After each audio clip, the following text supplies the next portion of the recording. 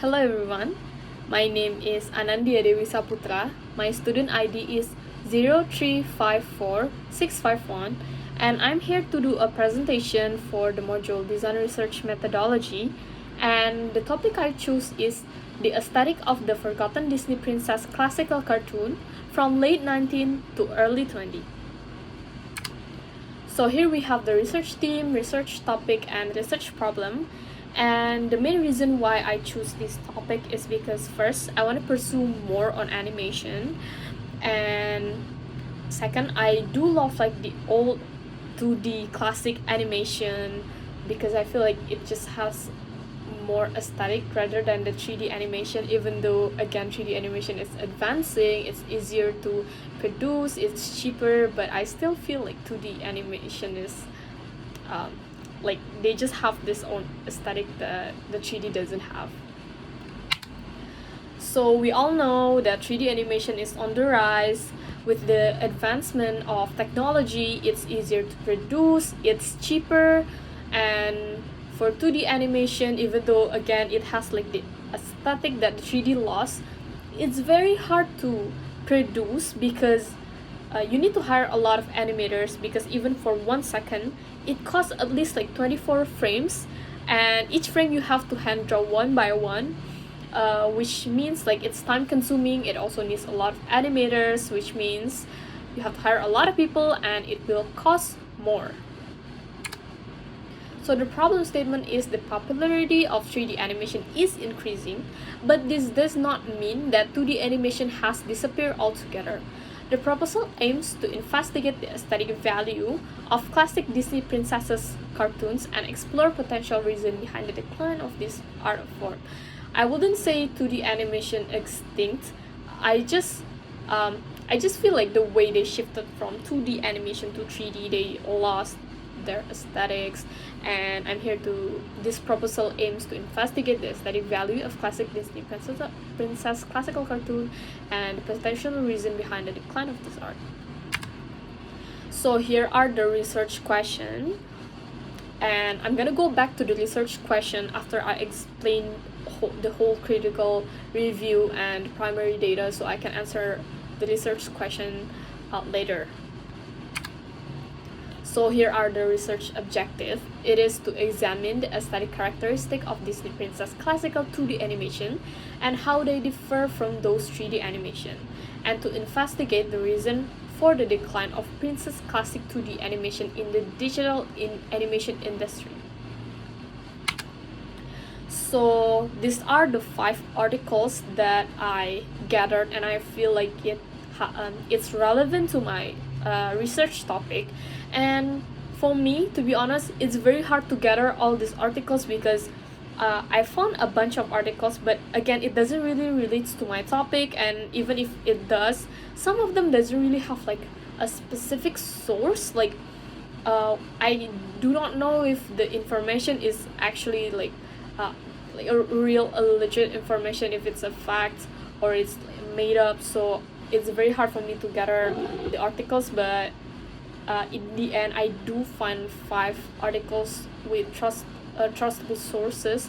And the first article, it explains about how Disney expanded its animation to the 3D world, because back in the days when they still producing 2D animation, the classic animation, hand drawn, some companies collaborated with Disney, and because they have more knowledge in the advancement of technology for the video games, they offered Disney to help Disney expand more of the company and learn more about the advancement of technology, that soon in the future Disney clearly made it to 3D animation. The second article is about the how Disney take old concept, the aesthetic concept of the old Disney Baroque, which highlights imperfections, but they kind of develop the imperfections to like more of the digital world. So here they focus on the character Vanellope. So Vanellope is a 3D animation from Disney, and she is an arcade game character, like a princess in this arcade game, and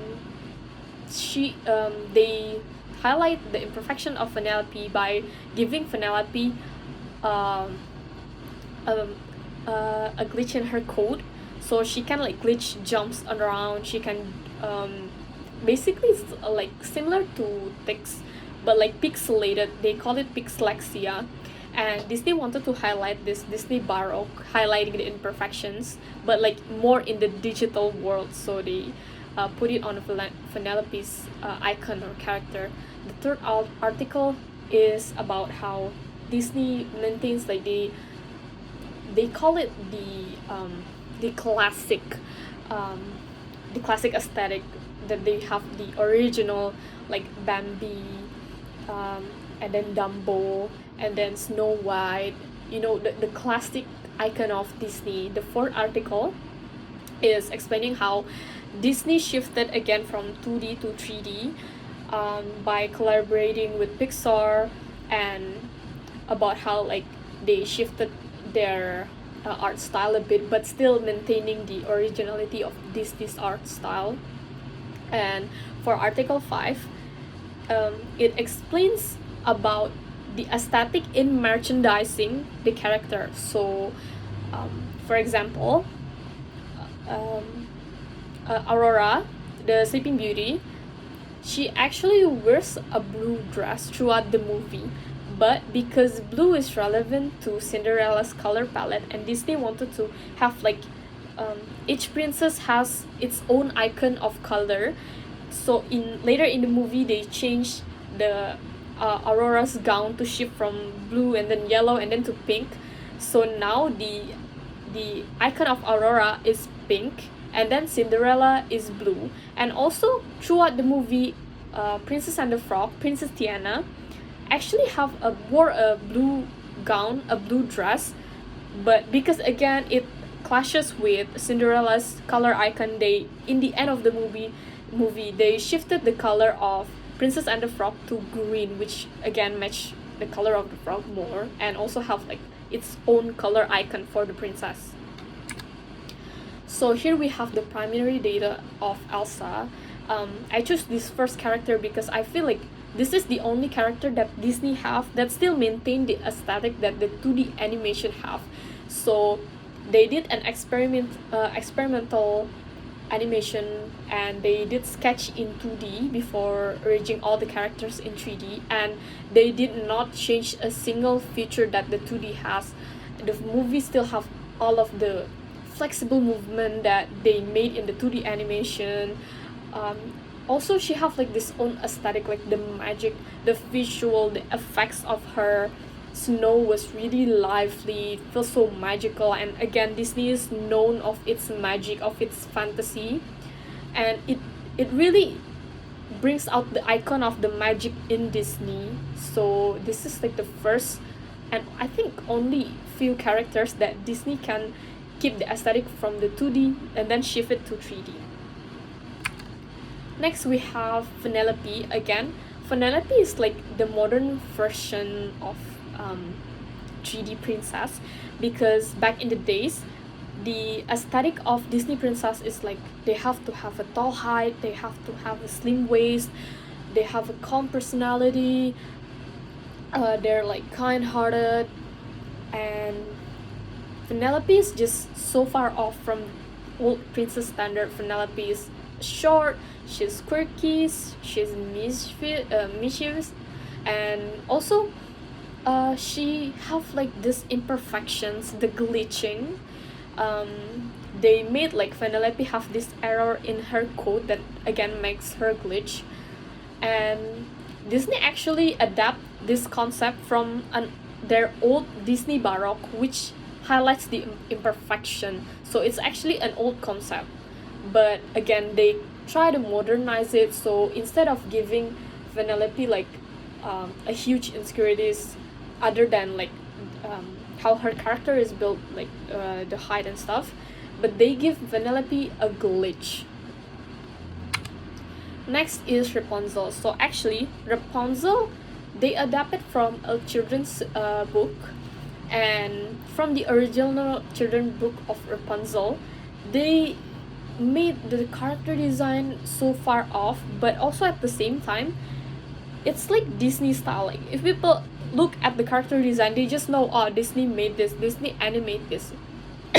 So in the experimental animation, Rapunzel have a lot of movement. Like she's basically one with her hair.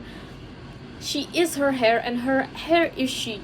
The way she moves, she touches her hair a lot. The way she plays with her hair, it's just, it feels so lively. You know, like Rapunzel, her personality is her hair. Meanwhile, in the 3D animation, even though they kept the aesthetic of the character design well, the color palette, it feels so warm, it feels so bright, but they lacking a bit of movement. This is caused because when they were creating Rapunzel in 3D animation, they have struggled to animate the movement of the hair. So every time the character touches the movement of the hair, it just goes everywhere.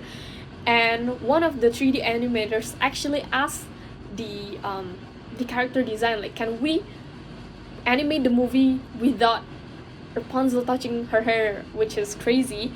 But then the 2D animator, just basically sketches her out and then made like this short animation about Rapunzel with her personality, just walking. She was touching her hair, she was sweeping her hair with her feet, and he explained like this is the icon of Rapunzel.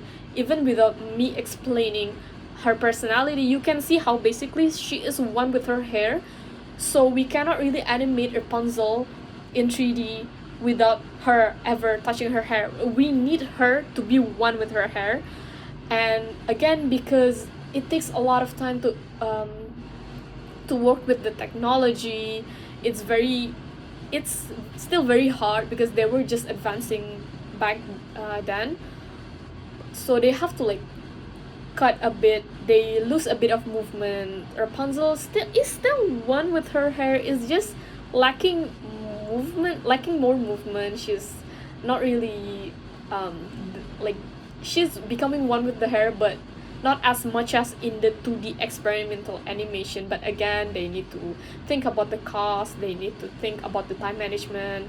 So it's a pretty good job, it's just she's lacking the aesthetic and the movement, like the flexibility. So next we have Ariel, and this is so far one of the most controversial Disney movie and Disney character, because Ariel is known as a fish, a mermaid, and in the 2D animation, Ariel moves very flexible. You can see in the movement, and even the movie itself, it just feels so magical. And Ariel has this icon of a very bright red hair, and later when they adapt it into the live action, again they combine it with 3D and CGIs, they lose every aesthetic here. So for the visual, for the character design, Aries loses her hair icon, which is a very vibrant red. I don't know the main reason why they want to choose to keep the hair color more realistic. They don't really mention it, like why. And even like the actor they cast for the movie is so far different with the original character design of the movie, and they're lacking movement. Even for the icon of the Little Mermaid scene, when Ariel sings part of the word, she leans on top of the rock and then she basically swings her hair and the water splashes everywhere and just feels so magical. It's like the icon of Ariel. They don't really recreate it well. First, the movement of the live action when she lean on top of the rock, it just so, it's badly animated, it's so stiff, and her hair doesn't really have a lot of movement. It's just lacking movement throughout the whole movie, not just like the way the character moves, but also like the hair and stuff, the water splashing. It's just it looks so stiff, and I feel like it kind of lacks the magic that Disney have, because it doesn't feel magical at all. Next we have Mulan. So the original concept, the 2D the 2D classic animation of Mulan, Princess Mulan, is really so far like one of the best Disney princesses. Because why? Disney tried to balance the art style of a Chinese cartoon and Disney itself, and it works really great. Like, it's how like the traditional Chinese cartoon are animated, but also like this is Disney style. It works so great. And then Mulan, Princess Mulan, have this companion called Mushu, which is the dragon, and it helps her through a lot. And the movement of Mushu, again very lively. It feels so magical because, well, in reality we don't have like a small dragon moving along. And when they adapt Mulan into a live action, they don't really do the CGI well. Even they have to change the story, because in the original story, the way they marketed Princess Mulan is as a brave woman that can do everything with her braveness, and she basically fight not just for her but like for her country. Meanwhile, in the movie, she was born different. Like, she have this thing called chi, which makes me makes a lot of people like get confused, because in the first story it motivates women to be strong, to be daring. But in the second movie, it's just you cannot do that unless you are born different, you have something special. And for the visual of Mulan itself, it feels so far off. It doesn't feel magical at all, because again, Disney try to balance how Chinese animate or shoot their action movies, and Disney try to combine it with their own style, but it's not working. It's lacking magic everywhere in the movie, and it just feels like a Chinese action movie. It doesn't feel like Disney at all. And the most important part, because why I mentioned like the magic is just gone, because the character of Mulan, Mushu the dragon, is gone. It's completely gone. Meanwhile, Mushu is actually quite a very important character in the original story. So Disney was just lacking magic, because they're trying to keep this as realistic as possible, but it's making Disney lose its own icon, the magic of Disney. So again, I'm gonna go back to the research question. What are the unique aesthetic characteristics of classic 2D animation, and how do they differ from those 3D animation? So the unique aesthetic characteristic of classic 2D animation is the movement, the colors, the magic. And when they try to animate it in 3D, it's just lost. The movement is not there, the colors, it doesn't feel magical.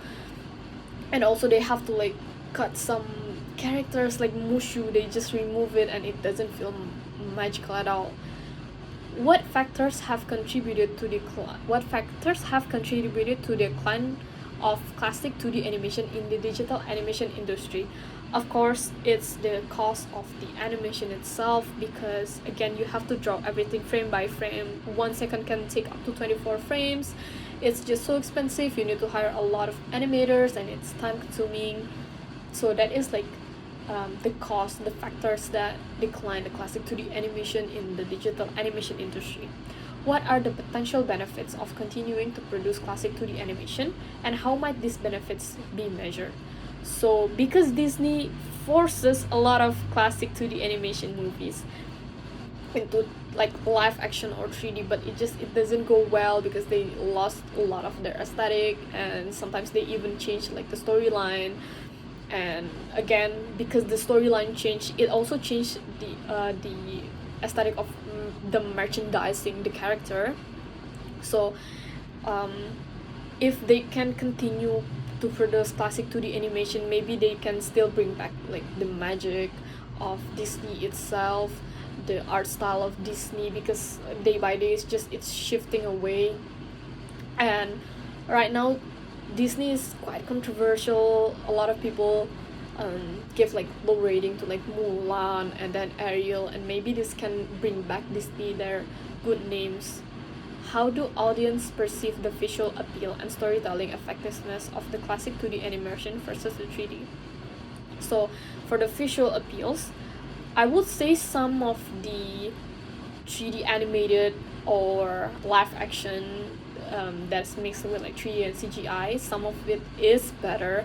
For example, Elsa still have like the 2D and 2D aesthetic, but also like they manage it to do well in 3D. Like it just feels so magical. It is really a successful Disney movie, and the story also, they don't really change anything, and it's really great.